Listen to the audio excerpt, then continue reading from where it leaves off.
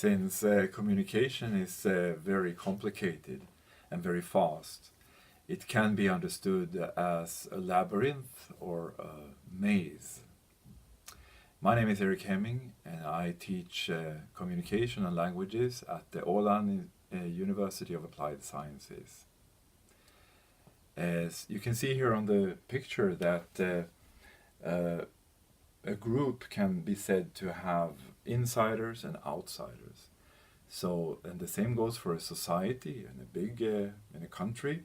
You have the center and you have the periphery. And people typically want to come to the center because this is where you have the things of value that people really want to get to. So we can say that these are where the goals in everybody's life are.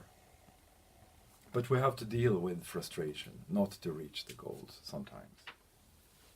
Language is not enough, but it is one of those magic powers that we have. The French scientist Bourdieu has identified a number of capitals, and he puts language as one of the cultural capitals.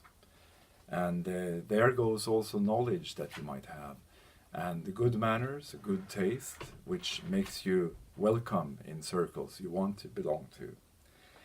Social networks, social capital is another thing that helps you. Friends will always invite you, but sometimes it's enough to have money, economic capital, or looks or muscles, which is physical capitals. You know how unfair life is. Sometimes it is like monopoly. Only those people who are already born rich, they will stay there and have access to all the good things. But it's not an easy thing, and people will compete about the good things in life. And sometimes you have felt perhaps that you are pushed out of a social situation. Maybe you were a newcomer. You can imagine also how it could be to be an immigrant, where you come new to a society and you have to learn everything. The cultural codes, the language, and you don't have much money. So this is really when being successful really requires all your magic powers. So verbal competences is something we train here in schools and universities. It's not any guarantee that you will be successful, but it could really make a difference. And we measure the skills that you have, the listening skills, understanding, the reading, understanding, the spoken and the public speaking, that's expression of your own ideas, and the writing, which is also expression. And you can see how well you do in different skills, and you see where you really are strong and where you need to be better. In different parts of the world, though, there are different rules for how communication is going to take place. And as you see here, what stereotypically we think is English can actually be something developing into a problem.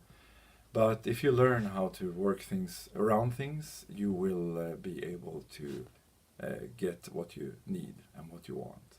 And today we are at a special situation in history when we have access to so many languages. You know, Google Translate, you have 70 languages already there. And the internet is full of more than 1,000 languages. So we really can get close to people and their languages today. And it is not as difficult as people normally think to understand other languages. So this can enrich your communicative competence a lot, because today the world is what is really things is happening, and not just a separate country. Because in a language you have hidden structures, and in the languages that are similar to your own language, those structures are really much very the same under the surface. The words are a bit different above the surface, but underneath there is the same rules, more or less. We have a lot of languages that are similar, especially in Europe and in Asia. And these languages have also spread out in many other parts of the world. So those families that have the same color here, those languages that are in the same family have the same color here, and therefore we can expect to find it quite easy to understand these languages. It could be a question of months, really, if you are the same color as they. And then, if you really want to start to use them, it could take a bit longer, but it's still a reasonable effort. Thank you for listening so far. Bye bye.